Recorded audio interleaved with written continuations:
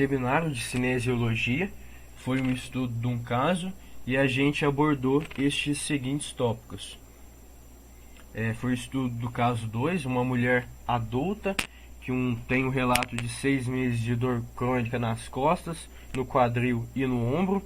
Foi diagnosticado recentemente com a fibromialgia, foi afastada do trabalho e ela relata que até pequenas atividades como levantar ou carregar os filhos pequenos podem resultar em dor intensa, fadiga ou fraqueza poucas horas depois. Ela já foi uma mulher muito ativa e está receosa em retornar ao trabalho e um programa de exercícios regulares. No exame, postura e avaliação, houve um relato de 6 meses de dor crônica nas costas, no quadril e no ombro, algo a longo prazo. É uma situação que é importante estar investigando, analisando, principalmente quando se trata de duas articulações tão importantes como a articulação do ombro e do quadril. Em seu diagnóstico médico, ela foi diagnosticada com a fibromialgia, que em poucas palavras, a fibromialgia é um distúrbio de dor e sensibilidades crônicas e generalizadas. Cerca de 80% dos casos são mulheres e é difícil de ser diagnosticado. E um outro detalhe muito importante é que a fibromialgia não tem cura. Ela também acabou sendo afastada do trabalho. E na avaliação, durante a avaliação, a paciente ela nos relatou que atividades básicas do dia a dia, como pegar os filhos no colo e ao se levantar da cama, sofá e cadeira, ela estava sentindo dores, um desconforto. A avaliação foi realizada utilizando o método biofotogramétrico e a gente obteve os seguintes dados. Ela tem uma depressão do ombro com cerca de 28 graus, tem uma simetria do ombro, cerca de 3,4 graus, hiperlordose lombar com 128 graus, anterversão pélvica com 21,1 graus, e ela tem também o joelho valgo, onde no joelho esquerdo ela tem 130 graus e o joelho direito 132 graus. A princípio, a paciente apresentou alguns parâmetros fora da normalidade. No amplitude do movimento ativo do ombro, a flexão, que é um movimento que ocorre na articulação granumeral no plano sagital, sendo acompanhado por movimentos da articulação externo-clavicular, acromioclavicular e também a escápulo-torácica, ela teve uma amplitude de 155 graus. Na extensão, que é um movimento que representa o retorno da flexão e ocorre no plano sagital, ela obteve 30 graus. Na abdução, que é um movimento que ocorre no plano frontal, a abdução da articulação granumeral, que é acompanhada pela elevação clavicular, seguida pela rotação lateral do húmero, ela obteve 140 graus. Na adução, que é o retorno a partir da abdução e ocorre no plano frontal, a abdução horizontal, que ocorre no plano transverso, ela obteve 25 graus. Na rotação medial, que é na posição anatômica, o movimento ocorre no plano transverso. Para avaliação goniométrica, esta é abduzida e a articulação do cotovelo é fletida em cerca de 90 graus. Então, portanto, o teste ocorre no plano sagital e ela obteve um resultado de 40 graus. Já na rotação lateral, o movimento ocorre no plano transverso e a articulação do cotovelo também é fletida em 90 graus. E o movimento do teste ocorre no plano sagital também, e ela obteve 68 graus. Já na amplitude do movimento ativo do quadril, na flexão com o joelho fletido, a flexão ocorre no plano sagital entre a cabeça do fêmur e o acetábulo do ilíaco, ela obteve 110 graus. Já na flexão com o joelho estendido, ela obteve 85 graus.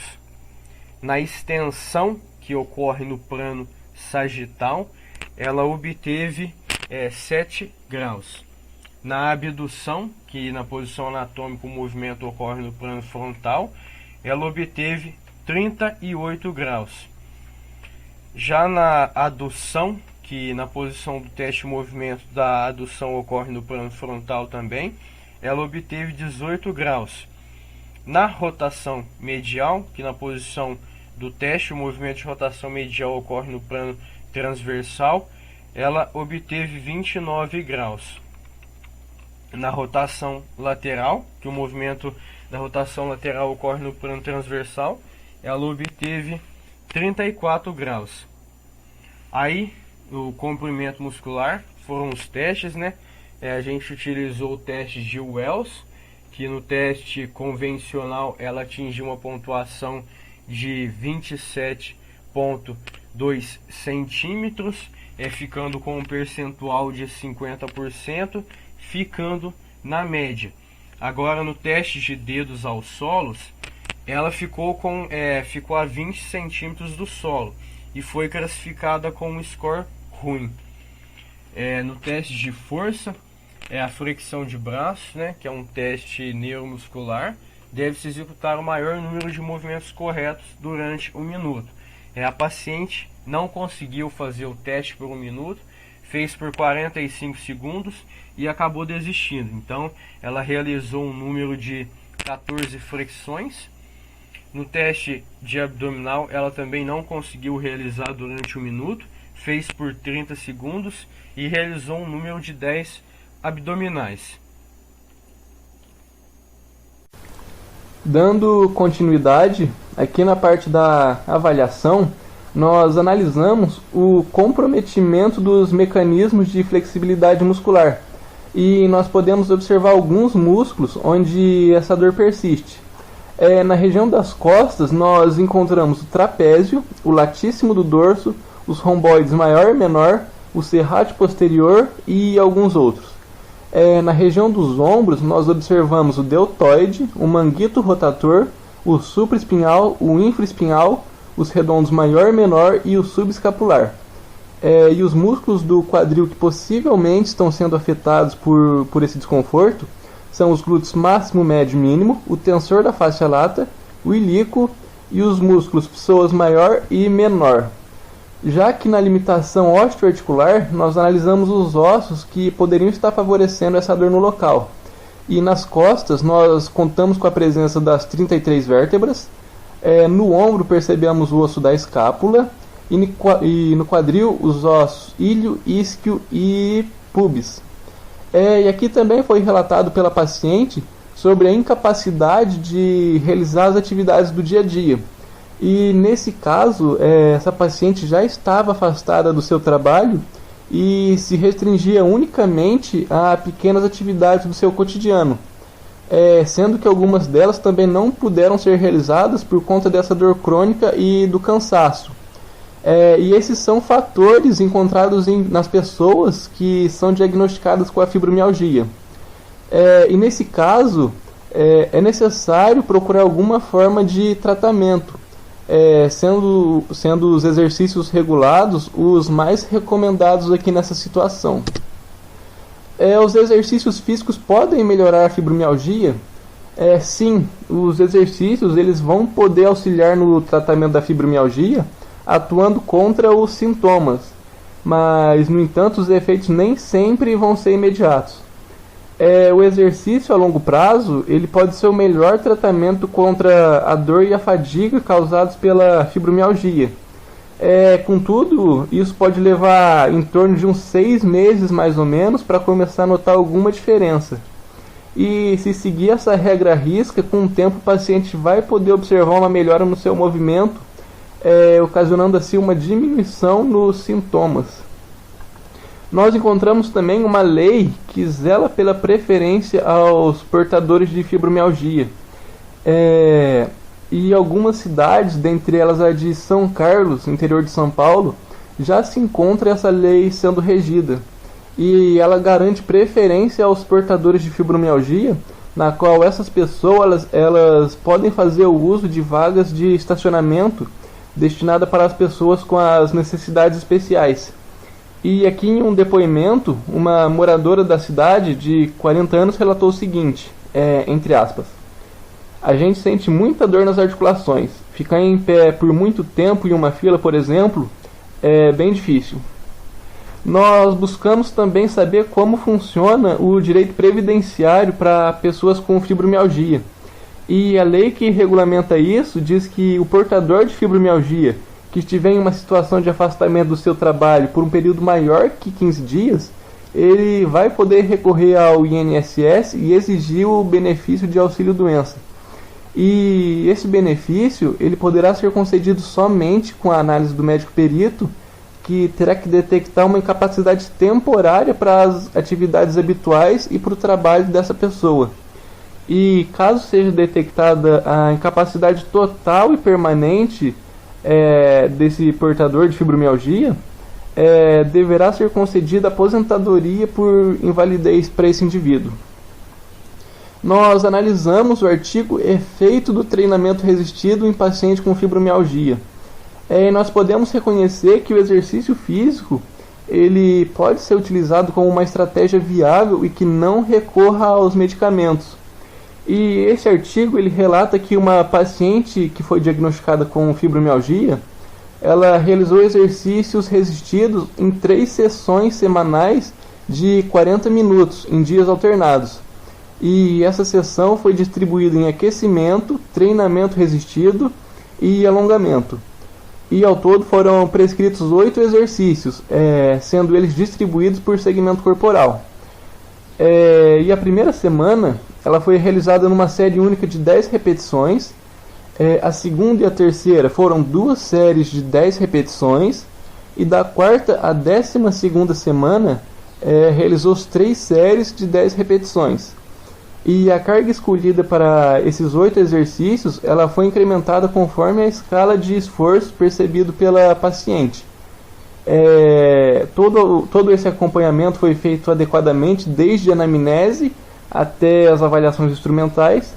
E dentre os 8 exercícios realizados nesse período, se encontra o leg press em 45 graus, a remada aberta, mesa flexora, supino na máquina, o extensor, a rosca cross, panturrilha no leg e o tríceps pulling.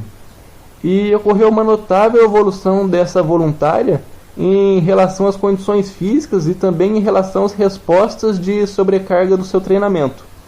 E nos resultados finais foi declarada uma ampla melhora na qualidade do sono e na diminuição e retardamento dessas dores. Dentre os principais pontos que a paciente relatou, pode ser notado que atividades com uma maior requisição dos membros superiores e de tarefas que necessitavam de repetições, como, por exemplo, lavar a louça, varrer a casa e arrumar a prateleira, essas foram realizadas com uma maior tranquilidade. E nós podemos concluir que a atividade realizada nessas 12 semanas ela foi capaz de promover uma melhora na qualidade do sono, na capacidade funcional e no bem-estar geral dessa paciente. E tudo isso foi realizado sem qualquer uso de medicamento. E no geral, o exercício físico ele pode se mostrar benéfico e eficaz em pacientes com fibromialgia, pois além de melhorar a resistência cardiorrespiratória e muscular, existe também evidências que ele promova algumas alterações importantes nos circuitos neurais que modulam a dor. Na análise desse outro artigo, esse falando sobre os benefícios dos exercícios resistidos na fibromialgia, nós podemos constatar algumas fases necessárias para se desenvolver um bom programa de treinamento. E dentre esses tópicos se inclui a anamnese, contendo algumas questões sobre o ato da prática esportiva, a sua duração, a modalidade preferida e a frequência. E além disso também algumas questões sobre o uso de medicamentos controlados, pois esses medicamentos eles vão poder interferir na resposta hemodinâmica. Nós devemos também realizar uma avaliação funcional, É necessário informar o paciente a importância dos exercícios físicos no controle da dor e também de vários outros sintomas, e deixar claro sobre o tempo em que esse tratamento pode levar. Já a prescrição do exercício, ela deverá detalhar algumas orientações sobre a intensidade inicial do treino e como fazer para aumentar progressivamente essa carga. É necessário considerar sempre as preferências do paciente, como as suas comorbidades, o uso de medicamentos, a sua capacidade funcional e, se possível, a avaliação ergométrica. E é relatado que os benefícios mais expressivos parecem ser através dos exercícios aeróbios combinados com os exercícios de fortalecimento, juntamente com aquecimento e o alongamento.